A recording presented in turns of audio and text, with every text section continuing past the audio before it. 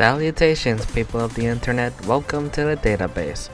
Sonic the Hedgehog has been on a roll in recent years, from two massive hit theatrical movies beloved by many Sonic fans, with a third movie on the way, a great Netflix series that adds a whole new experience for Sonic in multimedia. And as for its video games, well, there's this Apple Arcade exclusive that we don't talk about. Sonic Frontiers finally released its final DLC as of this video, and we're introduced with an all-new 2D Sonic game. Surprisingly enough, released on the same month as an all-new Super Mario Bros. Game, Sonic Superstars serves as an all-new approach to when it comes to 2D Sonic platformers. From an all-new art style, new gameplay mechanics never before seen in other official Sonic games, and even characters old and new to join in the fray. However, seeing as a lot of 2D Sonic games don't last that long in terms of gameplay, this leaves us with one question. Does Sonic Superstars have enough content for players to enjoy for its $60 price tag, or should we expect something more? Let's speed past our way to the North Star Island and experience Sonic Superstars on the Nintendo Switch.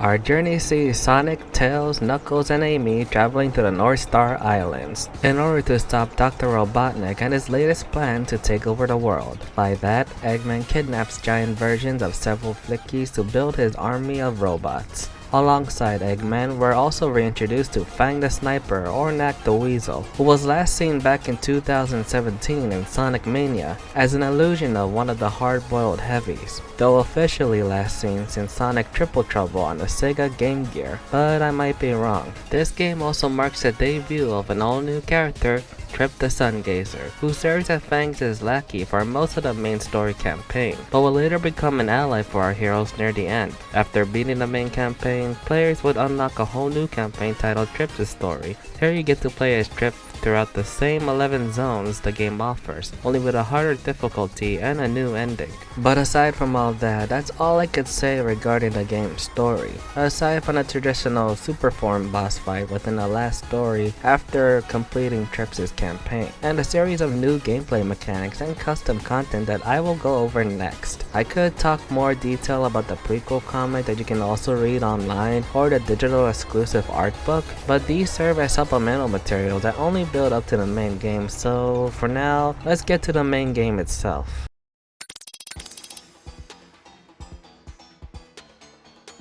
When it comes to the gameplay styles for Sonic, Tails, Knuckles, and Amy, they all play exactly the same as they were depicted if you played Sonic Origins. Sonic has his drop dash from Sonic Mania, Tails can fly and swim underwater, Knuckles can glide and climb walls for exploration, and Amy can attack enemies with her Pico Pico hammer. But Amy here seems to have her moveset tuned up compared to her gameplay style in Sonic Origins. See, in Origins, Amy could only charge her hammer swing in mid-air and automatically swing her hammer forward. But here in Sonic Superstars, Amy is gifted with a double jump, and her charged hammer swing does launch her forward upon landing on the ground. It's these small differences like these that will make sense if you play both of these games hands-on.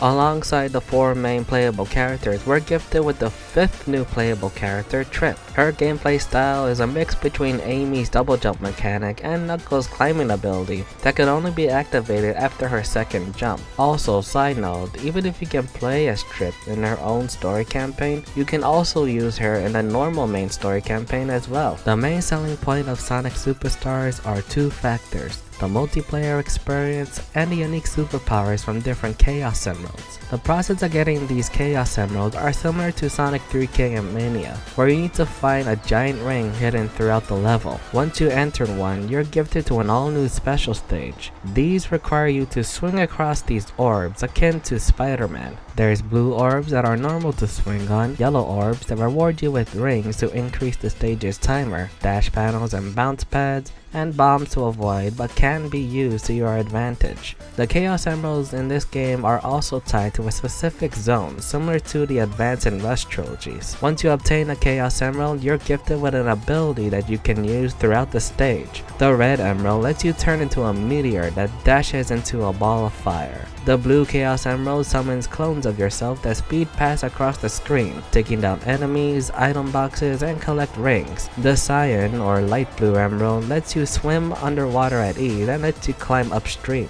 The Yellow Emerald lets you slow down time, perfect for tricky obstacles and sometimes boss fights. The Purple Emerald opens up hidden platforms and rings for a short period of time. The Green Emerald summons a tall beanstalk, perfect for high to reach areas. The White Emerald unlocks an extra ability for all playable characters such as Amy's hammer throws, Trip's shooting out fire like a fireball from Super Mario, and Sonic's homing attack. And yes, collecting all the emeralds grant all the characters super forms. Sonic, Tails, Knuckles, and Amy super forms are the same as Sonic Origins and such, but for Trips, Shiggy transforms into a fire-breathing dragon where you can also maneuver her in mid-air. All of these abilities can be accessed using the Emerald Power Wheel during a stage. Using the right analog stick, you can access the wheel and choose which Emerald Power you want to activate. Although most of the time you're given a prompt that automatically shows you which is the best Emerald Power to use at that time. Each of them have a short period of time to use, and after one use, you cannot use that power again until you replenish it with a checkpoint. Checkpoints also have bonus stages that reward players with extra goodies. This time around, Sega and Sonic Team decide to use the special stages from Sonic 1, which are actually tolerable than the original. Here you can collect rings for a perfect bonus, and it's here where you can find these Sonic medals that you can use to customize your robot at the shop.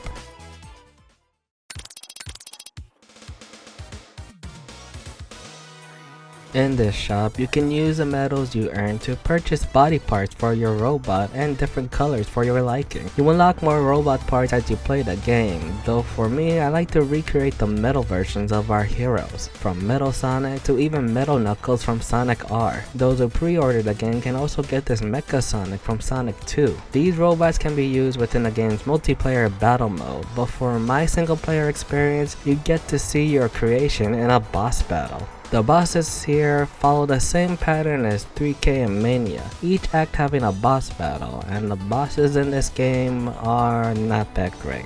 A lot of these boss fights have a waiting period, which is a crime compared to the boss battles in 3K and Mania, where you are given chances to beat the boss as quickly as possible, which keeps in line with the time bonuses many Sonic games are given. Here in Superstars, it usually takes me 3 minutes to get enough hits on a boss battle, sometimes guaranteed to lose most or some of my rings in the process. Unless you decide to cheese the battle with emerald powers, you're still having to wait until the boss's invincibility frames are finished. Side note on the emerald powers, I do love that the game provides tutorial stages for each emerald ability you unlock, letting players test out their new moves. Speaking of things that take a long time to finish, I don't know if it's just my skills alone, but most of these acts in some zones take way too long to finish than expected. So for the next segment, I'll be looking at all 11 zones that Sonic Superstars has to offer, and in some zones I'll also look over some of the differences that can be seen during Trips' story.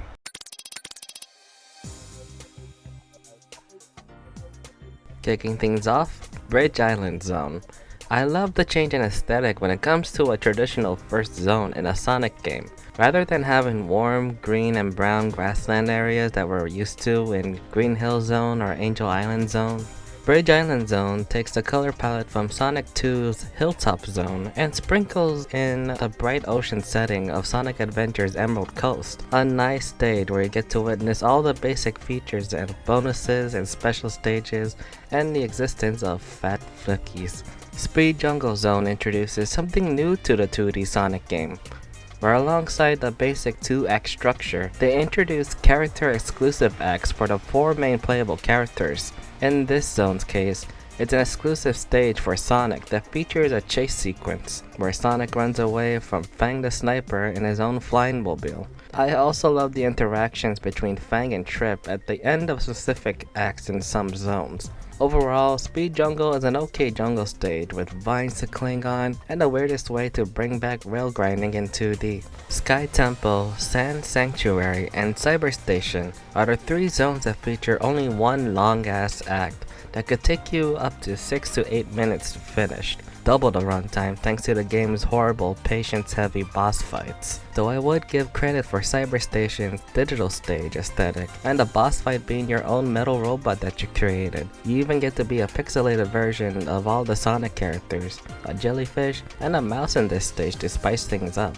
As for Sky Temple and Sand Sanctuary, there isn't a lot to say. I hate both of the zone's boss fights, as there is a lot of waiting in those, and Sand Sanctuary isn't that interesting to look at, aside from these giant snakes. I'll take Sonic 3K Sandopolis Zone over this. Yeah, I know what I said. And Sky Temple just reminds me of Sonic Advance 2's Sky Canyon Zone, and I do not like Sky Canyon Zone. Pinball Carnival Zone is probably my favorite casino-themed stage in a Sonic game, and maybe even better than Sonic 2's Casino Night Zone. Though rather than it being a casino stage, it leans heavily on the carnival theme instead.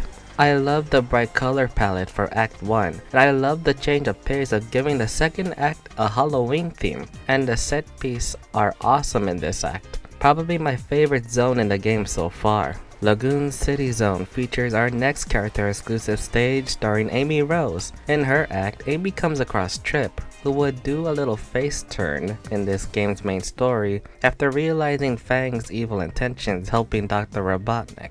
And their friendship is honestly really adorable. You progress her state by using Amy's Pico Pico hammer to remove giant fruits blocking her path, and you can even carry Trips midway through. Heads up, this is the game's water level, and I recommend keeping the swimming ability handy at all times. Press Factory Zone features a unique gimmick involving a stage shaking the ground that elevates our heroes in a rhythmic pace in Act 1. And in Act 2, this features a floating drone in the background that you need to monitor periodically, where if the drone meter starts to fill up, you need to find a button that resets the drone meter, otherwise it's an instant KO for you. Golden Capital Zone features a Knuckles exclusive stage, and at the start of the zone's Act 2, Knuckles was clumsy enough to lose the Chaos Emeralds only for Fang to swoop in and steal from them, and thus for the entirety of that stage you have no Chaos Emerald power to rely on, and had to beat Fang into a auto-scrolling section boss fight. Fortunately, you get the emeralds back at the end of the stage's cutscene, where Trip transforms into this cool golden dragon and stops Fang, ending Fang's contribution to the game story for now. Frozen Base Zone features our last character exclusive stage starring Tails. And one thing I forgot to mention earlier in this video is after completing Act 1 for zones that have these kind of acts, you get to choose if you want to advance to the character exclusive act or proceed to Act 2. Completing these character stages is how you unlock metal versions of our heroes. As for the stage itself, Act 1 is your standard ice stage, which I accidentally skipped over, hence why I mentioned that bit seconds ago. And Act 2 transforms the game into a 2D shooter that is a homage to Sega's Fantasy Zone from 1986, a game that I've yet to play, sorry. Finally, we have Egg Fortress Zone. A good god, I died a lot in these last 2 acts. This game tests you with all the Chaos Emerald powers you gather throughout the game, with a lot of obstacles akin to Scrap Brain Zone's level of difficulty. And for the zone's second act, I did enjoy the little twists of traversing the stage in reverse time. Yes, Eggman can reverse time keep up, and not gonna lie, I did enjoy the choreography of the final boss's attacks.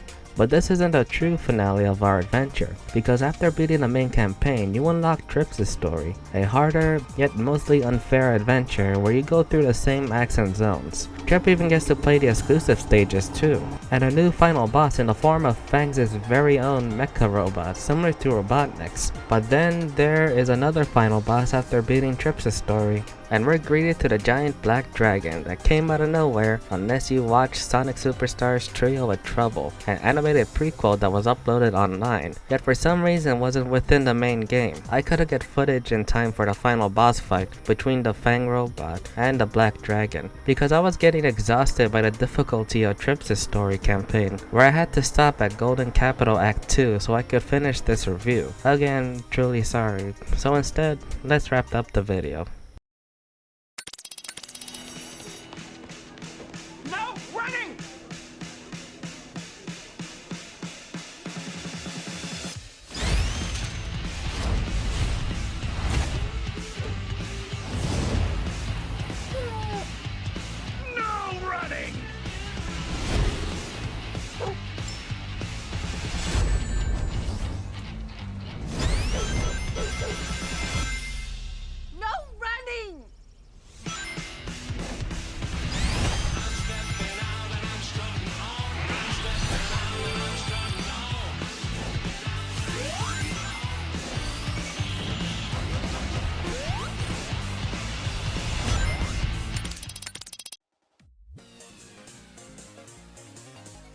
I'm giving Sonic Superstars the B rank. It's a great 2D Sonic game that dishes out unique ideas never before seen, and implements them to great use. I love the unique emerald powers in this game, as it finally gives each Chaos Emerald a purpose, rather than using them as super form fodder. And I hope to see this kind of concept carried over in future 2D and 3D Sonic games. On a side note, the music for this game isn't what I also call great, compared to Jun Tsunai's other works during the Adventure era, as he tries to match the same synthesized style from Sonic 4, but at least T. Lopes came in to save the OST in some areas. But god damn it, I was getting a bit fatigued after the unnecessary difficulty spike during Trips' story.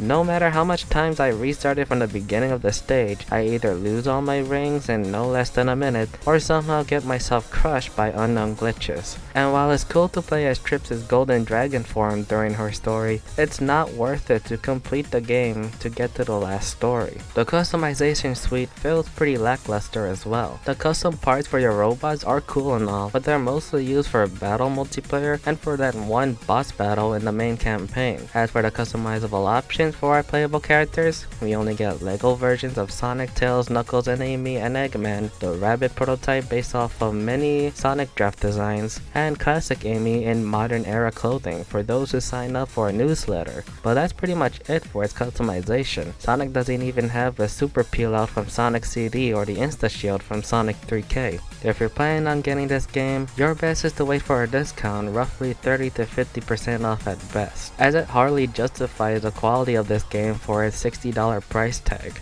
I love that Sega and Sonic team decided to create 11 brand new stages for a new 2D Sonic game, but give it a game with an unnecessarily difficult extra story left me nothing but exhaustion. I'm happy I get to witness the main game, but I wish the difficulty was toned down a bit for Trips' campaign, and maybe let us use our custom made robots in the main game as well. But what are your thoughts on Sonic Superstars? Do you think it's worth the full price of admission? What do you think of the new character Trip the Sungazer? Let me know in the comments below. Thumbs up the video if you like it, subscribe to the database, and follow me on social media as seen above.